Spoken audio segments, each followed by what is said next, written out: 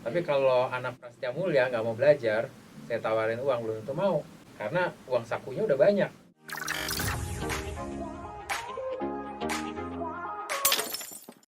Hai guys, kembali lagi di Getting Closer with FM Session. Jadi sebelum mulai sesi hari ini, kenalin dulu, nama aku Tisha Tanuwijaya. Nama aku Sisilya Novita. Jadi kita pada hari ini kedatangan salah satu dosen dari dunia branding yang bernama Bapak Krisna Murti Murniadi sebagai Head of Master of Management Program. Nama saya Krisna Murti Murniadi, biasa dipanggil Kris. Nah, profesi FM saat ini, Sir, selain ngajar di Prasmul, apalagi nih kesibukannya? Saya hanya mengajar di Prasetya Mulia. Kalau nggak mengajar, saya lebih suka relax, saya menghabiskan waktu dengan keluarga atau melakukan hobi saya. Saya suka Zumba, kadang-kadang berenang juga. Rutin Jadi bisa? saya Ngakuin? rutin. Olahraga juga Rutin. ya berarti? Iya, saya harus olahraga karena saya punya diabetes dan darah tinggi. Nggak Penyakit boleh turunan. emosian berarti ya, Sir? Darah tinggi. Nggak boleh emosian, tapi kalau kamu tanya-tanya terus saya jadi emosi nih. Oh, maaf, Sir. Oke, Sir, tapi kalau aku tanya lagi boleh dong? Boleh. Oke, jadi Sir di Prasmul nih ngajarin mata kuliah apa sih? Biar mereka tuh pada tahu gitu. Oke. Saya biasa mengajar mata kuliah yang membuat orang ngantuk, yaitu Apa tuh? statistik dan business research method. Tapi apa mungkin sayanya aja nggak bisa ngajar kali ya. Wow. Dan di samping itu ada juga mata kuliah branding.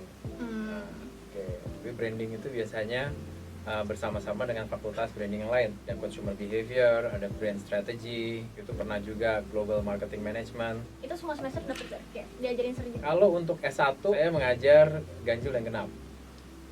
Berarti Consumer bisa behavior. dibilang hampir ketemu Sir terus ya? Kalau apes ketemu saya terus. Oke. Memorable things atau impression selama kerja di Prasmul itu apa sih sejauh ini? Paling memorable itu adalah ketika makan prasmanan sebelum COVID gitu ya. Jadi kalau prasmanan itu memang seperti hotel. Ya, jadi banyak ambil semuanya. Itu acara Prasmul Sir? Enggak, itu setiap makan siang dan makan malam oke. kalau di Cilandak. Gitu. Oh, itu dapat rutin, Sir? rutin Oh. dari Senin sampai Jumat. Privilege ya Sir? Untuk Privilege ngajar di itu. Cilandak. Oke. Privilege ya, Yes. makan malamnya itu Hmm. berkesan. Tapi sayang setelah COVID nggak ada lagi.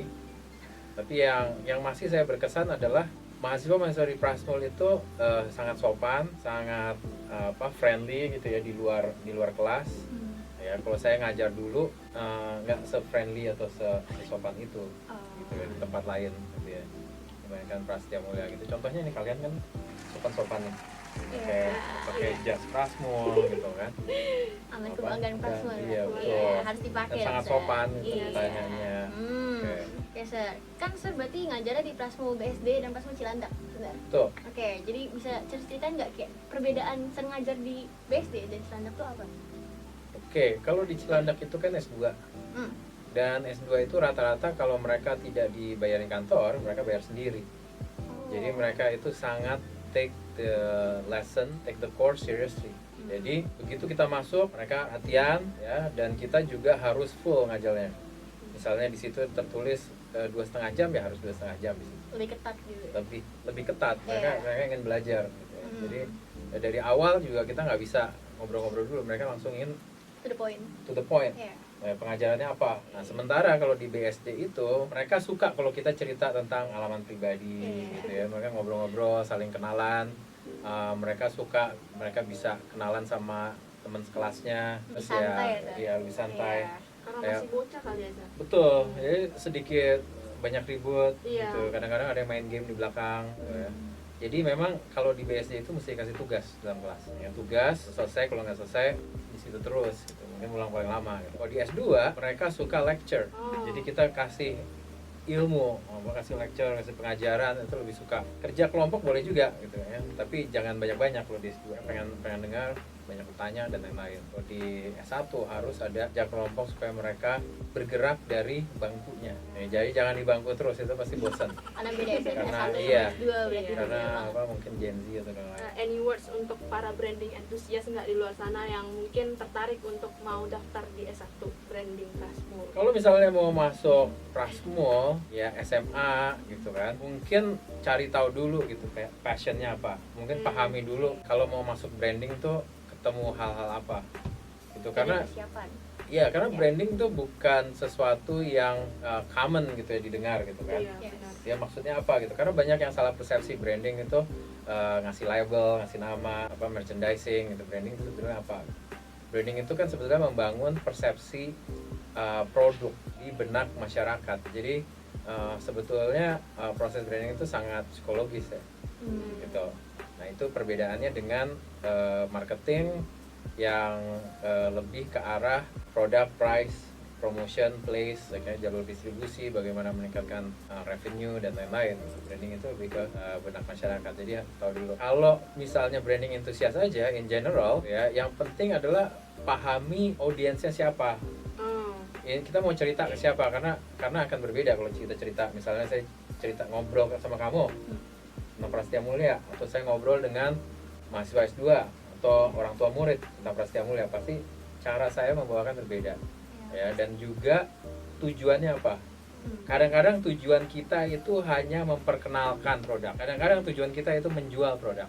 Kayak misalnya sering kita lihat iklan jelek, iklannya norak. Tapi iklan itu nggak bisa dibilang gagal. Iya. Karena tujuannya adalah membuat orang ingat dengan produk tersebut, ya dengan iklan tersebut, gitu kan. Jadi nggak perlu bagus-bagus, tujuannya tercapai. Ada yang tujuannya untuk penjual, jual apa? Mungkin ada spesifikasinya, mungkin pakai narasumber, artis, dan lain-lain.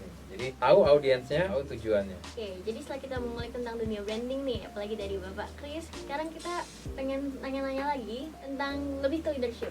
Oke. Jadi opini dari Bapak gimana sih kita sebagai mahasiswa berani untuk mulai menerapkan leadership di kehidupan kampus, apalagi sama sekali belum berpengalaman? Leadership itu salah satunya adalah menginfluence orang, gitu ya, membuat orang suka sama kita, orang nyaman, gitu ya, sehingga kalau kita butuh sesuatu, gitu ya, atau kita mau menjalankan sesuatu, kita bisa delegasi, kita bisa meminta orang tersebut untuk menjalankan hal yang kita mau. Lebih ke kita kalau untuk memenuhi sebuah kebutuhan kan harus ada support, Oke. gitu kan, kita nggak bisa sendiri gitu, apalagi semakin tinggi yang kita inginkan harus ada support. Nah, leadership itu mengajak orang-orang untuk mensupport kita. Pertama kali yang harus dilakukan itu kalau kita mau jago leadership, berkawan, bertemu orang sebanyak-banyak mungkin, berbicara dengan orang sebanyak-banyak mungkin, apalagi orang-orang yang berbeda dengan kita, orang-orang yang kira-kira kita nggak bakal nyambung. Jadi kita bisa paham orang itu kayaknya apa, mereka merasa annoyed kalau diperlakukan seperti apa. Karena setiap orang insentifnya tuh beda-beda. Ada orang yang misalnya Gojek nggak mau ngambil saya, terus saya ketik ya nanti saya tambahin berapa ribu, dia jadi mau ngambil, berarti insentifnya uang. Iya. Ya kan? Tapi kalau anak Prasetya Mulia nggak mau belajar, saya tawarin uang, belum tentu mau, karena uang sakunya udah banyak dari orang tuanya kan. Iya, jadi insentifnya beda lagi. Mungkin dikenalin sama temen yang dia suka gitu kan, sama orang yang dia suka. Nah itu lebih insentif. Ditempatkan satu kelompok dengan yang cakep-cakep, itu mungkin insentifnya gitu. Nah, dengan kita berkawan, kita tahu bahwa insentif masing-masing orang beda, personality orang beda, yang membuat dia marah, sedih, itu beda-beda. Kalau semuanya sama.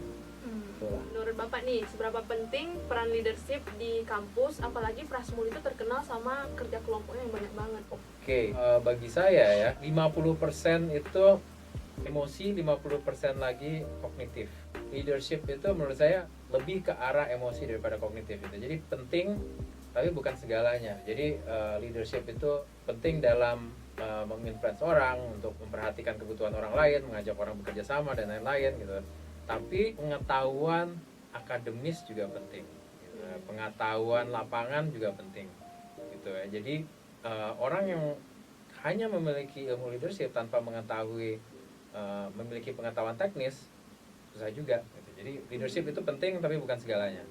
Jadi di samping ada leadership harus ada juga pemahaman teknis, gitu.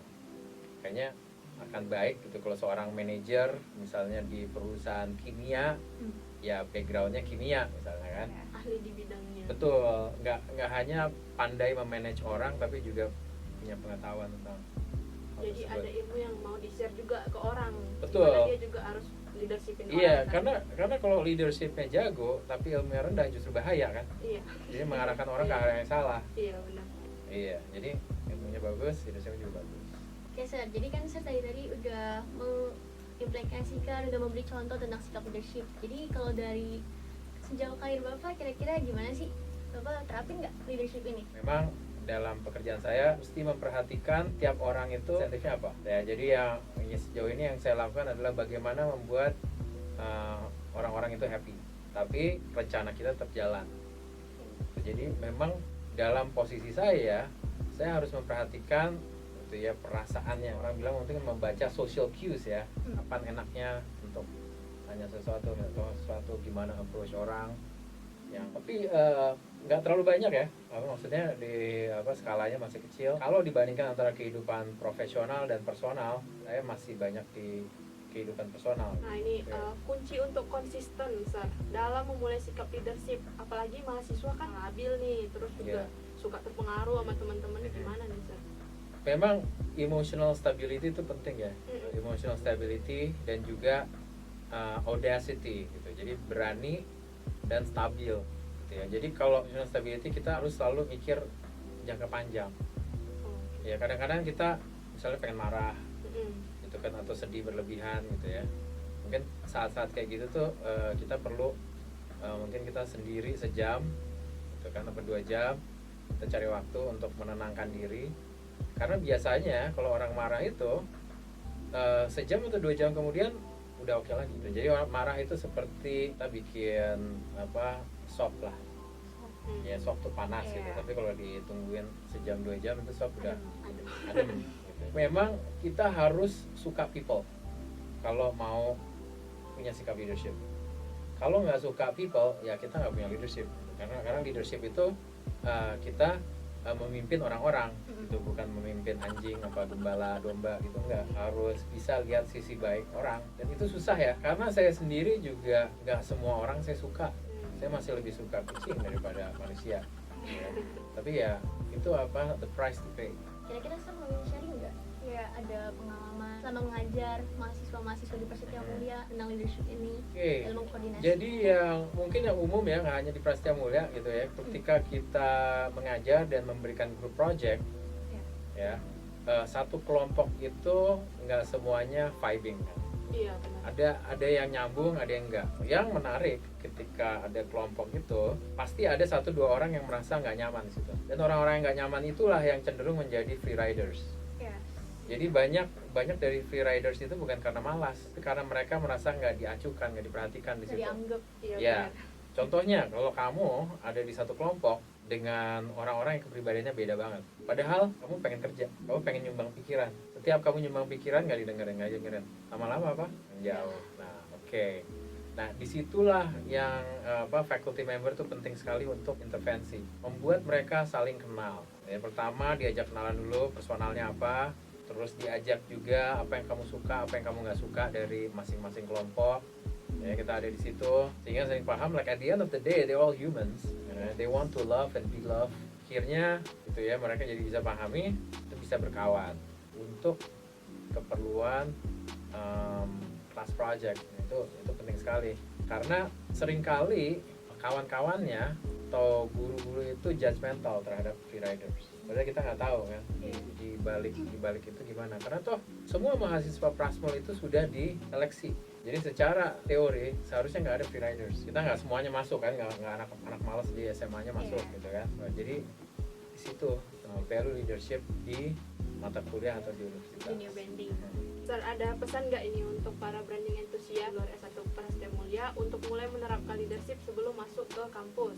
Ya branding entusias ya, kayak saya dulu hero iklan gitu ya. Kalau kita memang serius tentang branding, kita membantu sebuah perusahaan atau produk untuk membrand dirinya, kita nggak bisa kerja sendirian. Kita harus ada tim, ada bagian art directornya, copywriternya, media plannya. Untuk itu pertama kita harus bisa menilai orang. Apakah saya mau dia ada di tim saya? Apakah nanti personality kita nyambung nggak? Misalnya saya itu tipe extrovert, dominan. Jadi kalau ketemu di tim saya yang extrovert dan dominan juga, kemungkinan saya nggak bisa move forward. Jadi saya butuh orang-orang yang pay attention to detail gitu kan, supporter gitu. Jadi hal-hal seperti itu yang harus diperhatikan dalam leadership adalah memilih dulu gitu. Kita memilih yang kira-kira nyambung dengan kita, baru kita punya chemistry, kemudian kita saling menginfluence satu sama lain, memberikan yang terbaik sehingga kita bisa move forward gitu. Karena at the end of the day kita bakal ketemu mereka terus kalau itu bagian dari pekerjaan kita. Itu kan seperti group project. Group project sama anak-anak yang nggak nyambung, ya mungkin untuk mata kuliah itu oke, gitu ya. Tapi kan nggak berarti kamu akan menjadi lifetime best friend gitu dengan mereka atau menjadi kerja bareng dengan mereka selama-lamanya. Enggak, cuma itu aja. Pak, jadi aku mau nanya nih untuk yang terakhir. Karena biasanya kan ada, tadi kan Bapak udah bilang kayak kita kalau mau memilih teman tuh ada berbeda-beda, kita tahu insentif masing-masing dari orang, tapi kan ada pepatah nih. Kayak kalau misalnya kita mau berteman tuh jangan milih-milih. Okay. Jadi sebenarnya opini dari Bapak tuh itu benar atau enggak? Selama di dunia perkuliahan ini kita tuh harus memilih teman atau enggak sih? Oke, kalau saya percayanya like everyone but trust carefully. Jadi kita harus berkawan dengan semua orang, kita harus kalau bisa suka dengan semua orang, gitu ya. Tetapi begitu kita harus mempercayai seseorang, ya, ini tolong ya dikerjain semuanya, PPT-nya udah siap jam 8, nah itu kamu harus hati-hati, gitu kan. Itu memang trust itu earn ya, dan saya juga nggak mengharapkan saya di trust orang, gitu, karena saya harus earn. Gitu. Kamu jangan mengharapkan kamu di trust orang, gitu kan, siapa kamu? Gitu. Ya jadi kita tuh kalau ibaratnya kita tuh punya credit score. Ya, misalnya sekarang saya pinjemin kamu bolpen, besok kamu kembaliin bolpennya, nah, kamu dapat poin. Kepercayaan. Iya. Okay. Besoknya saya pinjemin HP, gitu kan, terus kamu kasih HP, itu nambah. Jadi tapi apakah saya suka kamu? Suka berkawan, suka ngobrol-ngobrol, suka enjoy gitu. Tapi trust nanti dulu, gitu kan. Nah, karena itu penting juga kita untuk trust orang. Karena kan kita nggak bisa bisnis sendirian ya. Kalau punya bisnis mungkin narik modal dari sini dari situ, kasih kolateral dan lain-lain gitu kan. Nah, tapi hati-hati dalam trust. Oke, jadi kira-kira ini pertanyaannya udah habis ya, Pak? Udah habis ya? Iya. Udah habis. Ada mau Oke. sharing untuk terakhir, Pak? Kira-kira untuk branding antusias atau yang lain untuk terakhir kali? Oke, mungkin kalau untuk kamu ya, usia dari 18 sampai 30 itu adalah masa emas, gitu ya. Jadi jangan dihabis-habiskan. Jangan dihabiskan kayak main game atau hal-hal yang rekreasional lainnya gitu ya. Dari 18 sampai 30 tuh kamu kalau mau belajar bisa baca buku, belajar itu masih bisa ingat. Belajar bahasa masih bisa. Ya, umur saya udah 44. Saya itu kalau mau belajar bahasa baru udah susah. Ya, mau baca buku ilmu baru itu udah susah. Ya, jadi kamu belajarlah sebanyak-banyaknya 18 sampai 30, buat kawan sebanyak-banyaknya. Karena kalau nggak seperti itu nanti menyesal umur middle 40 gitu ya. Kalau bisa jadi selalu aktif, gitu kan? Selalu aktif. Kalau bisa itu ya tidur nggak perlu banyak-banyak lah. Jadi travel, terus main, berkawan, belajar A, B, C, D, E, stay di rumah jangan banyak-banyak. Karena nanti kalau begitu umur 44, kamu bakal energi udah kurang, kemampuan kognitif udah berkurang, gitu. Udah lebih susah. Ini saat kita belajar kenal diri juga ya, Sir? Kenal diri, selalu aktif. Okay. Jangan banyak tidur, jangan banyak di rumah. Jangan banyak rebahan. Jangan banyak rebahan. Terutama di kampus ya, Sir, aktif. Betul. Okay. Ntar nyesel. Okay. Tanpa ntar badan udah pegel-pegel, udah mesti ke sensei tiap minggu, udah bisa apa makanya. Gitu. Nah, berkawan juga udah makin susah kalau udah 44. Coba, misalnya saya datang gitu ada bapak, gimana ngobrol itu, ya mungkin sebatas obrolan gitu aja kan, tapi nggak sampai jadi dekat. Susah. Ya 18-30 tuh atau cari kawan dekat. Benar. Gitu. Benar. Kan kamu nggak tahu benar salah. Tapi kebanyakan gitu, Sir. Oh gitu. Usia-usia senja tuh pertemanan makin kecil, circle-nya. Iya. Oke, jadi ini untuk mengakhiri sesi Getting Closer with FM terutama sama Pak Kris. Terima kasih Pak Kris sudah menemani kita di sesi pada hari ini. Thank you ya. Dan dia udah sharing tentang Udah leadership, udah sharing tentang branding ke enthusiast. Jadi kalau misalnya kalian mau nanya-nanya lebih lanjut kepada Bapak Kris, ini Bapak yang paling bisa dihubungi guys. Oke, jadi makasih semuanya. Ketemu lagi. Dadah. Dadah.